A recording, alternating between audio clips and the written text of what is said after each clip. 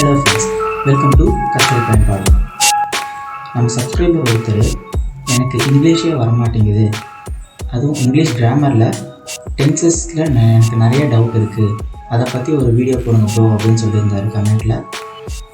இன்றைக்கி அதை பற்றி தாங்க பார்க்க போகிறோம். ஆனால் ஆமாங்க, இங்கிலீஷில் டென்சஸ் தெரியல அப்படின்னும்போது நம்மளால் ஓனாக ஒரு சென்டென்ஸ் கூட க்ரியேட் பண்ண முடியாது. இப்போ வாங்க பார்க்கலாம் அதை பற்றி.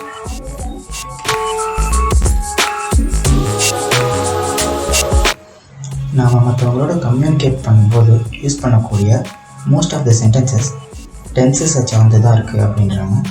ஸோ டென்சஸ் அடிப்படையில், அதாவது கால வேற்றுமைகள் அடிப்படையில் சென்டென்சஸை நம்ம பிரித்து படிக்கிறதுனால அதனுடைய சீக்ரெட் ஆஃப் கன்ஸ்ட்ரக்ஷனை நம்ம ஈஸியாக புரிஞ்சுக்கலாம். இந்த வகையில் சென்டென்சஸை பிரித்து அனலைஸ் பண்ணுறதுக்கு பல வழிகள் இருக்குது. டென்சஸை நம்ம நல்லா கற்றுக்கிட்டு ஓனாக சென்டென்ஸ் கன்ஸ்ட்ரக்ட் பண்ண பழகிறது அப்படின்றது பிற்காலத்தில் நம்மளுக்கு ரொம்ப பயனுள்ளதாக இருக்கும்.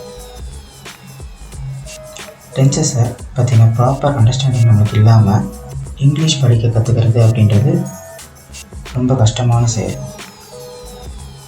டென்சஸ் பற்றின ப்ராப்பர் லெசன்ஸை நம்ம சரியாக படித்து யூஸ் பண்ணோம்னா அது நம்மளுடைய இங்கிலீஷ் ஸ்கில்ஸை டெவலப் பண்ணக்கூடிய ஒரு இன்ஸ்ட்ருமெண்ட்டாக இருக்கும்.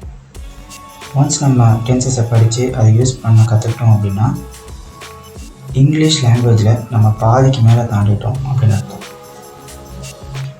இங்கிலீஷ் டென்சஸில் present tense, past tense, future tense அப்படின்னு மொத்தம் 3 டென்சஸ் இருக்குது. அந்த ஒவ்வொரு டென்சஸ்குள்ளேயும் 4 பிரிவுகள் இருக்குது. மொத்தமாக 12 டென்சஸ் இருக்குது இங்கிலீஷில். அதில் நம்ம இப்போ ப்ரெசன்ட் டென்ஸை மட்டும் இந்த வீடியோவில் பார்க்க போகிறோம். ஸோ வாங்க வீடியோக்குள்ளே போகலாம்.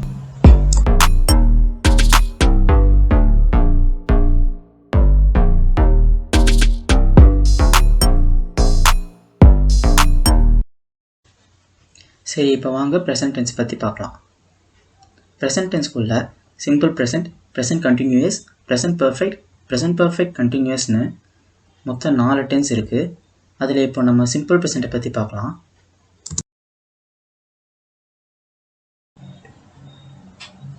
நம்ம டே டு டே லைஃப்பில் அதிகமாக யூஸ் பண்ணக்கூடிய டென்ஸ்னு பார்த்தா இந்த சிம்பிள் ப்ரெசன்ட் டென்ஸ் தான்.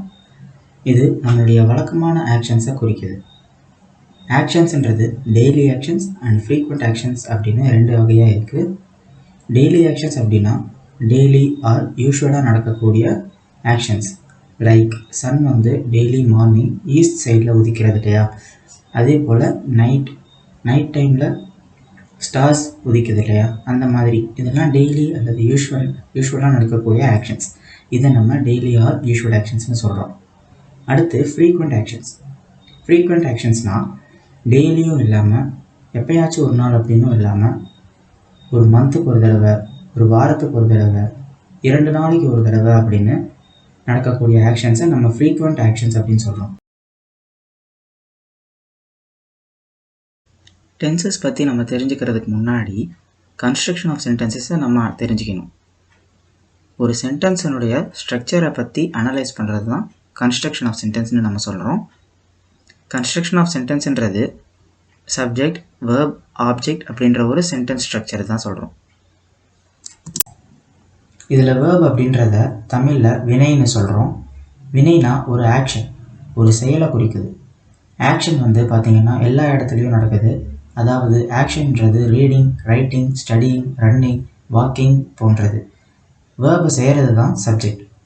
சப்ஜெக்டினுடைய ஆக்ஷன் எதில் இல்லைன்னா யாரில் வருதோ அதுவே ஆப்ஜெக்ட் அப்படின்னு சொல்கிறோம்.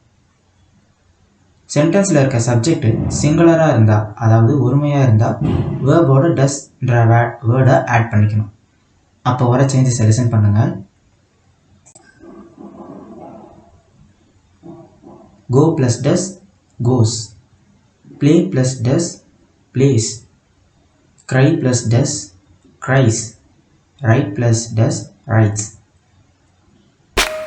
இப்போ இந்த சிங்குலர் சப்ஜெக்டை வச்சு சென்டென்ஸ் ஃபார்ம் பண்ணலாமா? He plays chess, she writes fan note, she goes Delhi அப்படின்ட்டு நம்ம நிறைய சென்டென்சஸை உருவாக்கிட்டே போகலாம். இதுவே சப்ஜெக்ட் வந்து ப்ளூரலாக இருந்தால், அதாவது சப்ஜெக்ட் வந்து பன்மையாக இருந்தால், வேர்போட டூன்ற வேர்டை ஆட் பண்ணிக்கணும். இந்த டூன்ற வேர்டை ஆட் பண்ணதுக்கு அப்புறமா கூட வேர்ப் சேஞ்ச் ஆகாது, அப்படியே தான் இருக்கும். For example, go plus two go, write plus two write, cry plus two cry. இப்போ இந்த ப்ளூரல் சப்ஜெக்டை வச்சு சென்டென்ஸ் ஃபார்ம் பண்ணலாமா? They play chess, they write fair note, they go Delhi. எப்போ ஐ யூ மாதிரியான ப்ரொனவுன்லாம் சப்ஜெக்டாக வருதோ அப்போது அது கூடயும் டூன்ற வேர்டை ஆட் பண்ணிக்கணும். இப்போது இந்த ப்ரொனவுன் சப்ஜெக்டை வச்சு சென்டென்ஸ் ஃபார்ம் பண்ணலாமா? I play chess, you write fair note, I go Delhi. Okay, இப்போ ஓரளவுக்கு சென்டென்ஸ் ஃபார்ம் பண்ண கற்றுக்கிட்டோம். இப்போ ஒரு 10 சென்டென்சஸ் தமிழில் தரேன், அதை ரீட் பண்ணி பார்த்து வீடியோவை பாஸ் பண்ணிவிட்டு இங்கிலீஷ் சென்டென்சஸாக கன்வெர்ட் பண்ண ட்ரை பண்ணுங்கள்.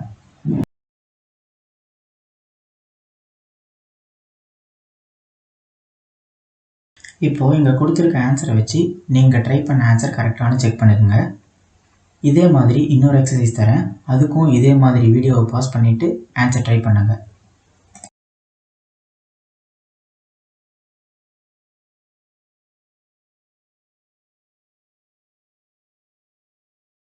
ஓகே, இப்போ இவ்வளோ நேரம் ஓவராலாக சென்டென்சஸ் எப்படி மேக் பண்ணுறதுன்னு பார்த்தோம். இப்போ இந்த சென்டென்சஸில் இருக்க டைப்ஸை பற்றி தெரிஞ்சுக்க போகிறோம். Sentences affirmative or positive sentence and negative சென்டென்ஸ்னு 2 டைப்ஸாக இருக்குது. அஃபர்மேட்டிவ்க்கும் நெகட்டிவ் சென்டென்ஸ்க்கும் என்ன டிஃப்ரென்ஸ்னால், யூஸ்வலாக ஒரு செயல் செய்கிறதில்லன்னு ரெஃபர் பண்ணுறது தான் நெகட்டிவ் சென்டென்ஸ்னு சொல்கிறோம். இப்படி நம்ம நெகட்டிவ் சென்டென்சஸை ஃபார்ம் பண்ணுறதுக்கு ஒரு ஸ்மால் ஸ்ட்ரக்சரை தெரிஞ்சுக்கணும். அதாவது சென்டென்சஸில் வேர்புக்கு முன்னாடி டஸ் நாட் அல்லது டூ நாட்னு ஆட் பண்ணிக்கணும். அஃபர்மேட்டிவ் சென்டென்சஸ்க்கான எக்ஸாம்பிள்ஸையும் நெகட்டிவ் சென்டென்சஸ்க்கான எக்ஸாம்பிளையும் இப்போ பார்க்கலாம்.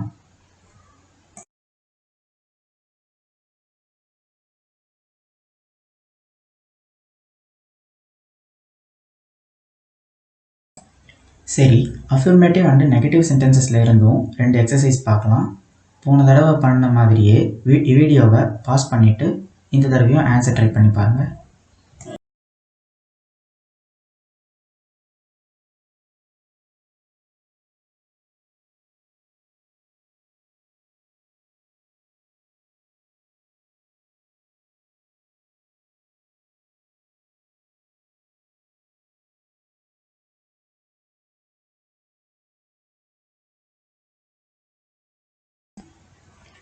டென்சஸோடைய ப்ரைமரி ஃபங்க்ஷன் வந்து ஆக்ஷன் நடக்கிற டைமிங்கை ரெஃபர் பண்ணுறது தான்.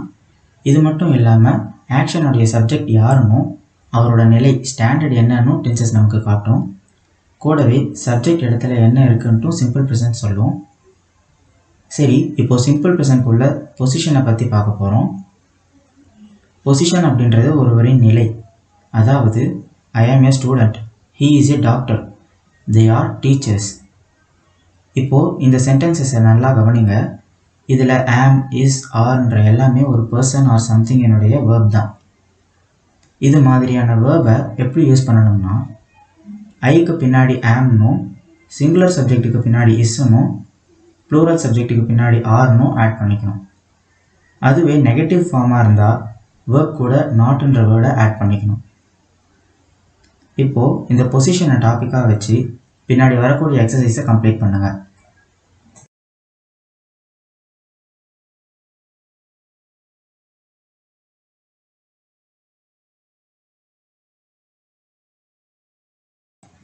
சரி, ஓகே.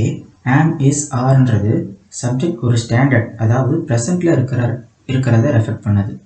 பட் அதுவே எப்பயுமே லாங் டைமுக்கு இருக்கிற மாதிரி நான் ஆம், இஸ், ஆருக்கு பதிலாக has been and have been மாதிரியான வேர்ட்ஸை ஆட் பண்ணிக்கணும். இதுலேயும் ஐக்கு பின்னாடி ஹேவ் பீனும், சிங்குலர் சப்ஜெக்ட்டுக்கு பின்னாடி ஹேஸ் பீனும், அதே போல் ப்ளூரல் சப்ஜெக்ட்டுக்கு பின்னாடியும் ஹேவ் பீனும் ஆட் பண்ணிக்கணும். இப்போது பொசிஷன் ஆஃப் த சென்டென்சஸ் பார்த்தோம்.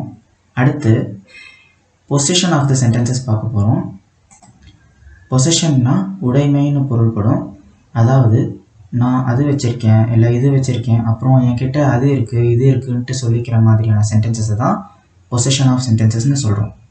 ஃபார் எக்ஸாம்பிள், நான் வந்து கார் வச்சுருக்கேன், இல்லை எனக்கு 2 குழந்தைங்க இருக்குது அப்படின்ற மாதிரியான சென்டென்சஸை நம்ம பொசிஷன் ஆஃப் த சென்டென்சஸ்ன்னு சொல்கிறோம்.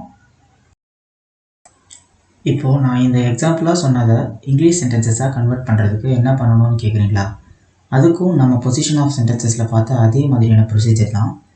ஐக்கு பின்னாடி ஹேவனும், சிங்குலர் சப்ஜெக்ட்டுக்கு பின்னாடி ஹேஸனும், அதே போல் ப்ளூரல் சப்ஜெக்ட்டுக்கு பின்னாடியும் ஹேவனும் ஆட் பண்ணிக்கணும்.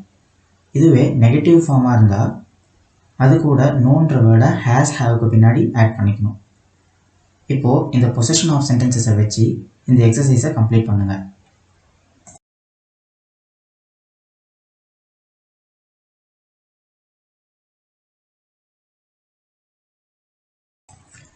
சரி, இந்த வீடியோவில் ப்ரெசன்ட் டென்ஸில் இருக்க சிம்பிள் ப்ரெசன்ட் பற்றி பார்த்தோம். அடுத்த வீடியோவில் ப்ரெசன்ட் கண்டினியூஸ் பற்றி பார்க்க போகிறோம். அந்த வீடியோவை நீங்கள் மறக்காமல் பார்க்கணுன்னா நம்ம சேனலை சப்ஸ்கிரைப் பண்ணி கூடவே பெல் ஐக்கானை எனேபிள் பண்ணி வச்சுக்கோங்க. அப்போ தான் நான் அந்த வீடியோவை பப்ளிஷ் பண்ணும்போது உங்களுக்கு நோட்டிஃபை ஆகும். இந்த வீடியோ பிடிச்சிருந்தால் லைக் பண்ணுங்கள், ஷேர் பண்ணுங்கள். கடைசியாக தேங்க்ஸ் ஃபார் வாட்சிங்.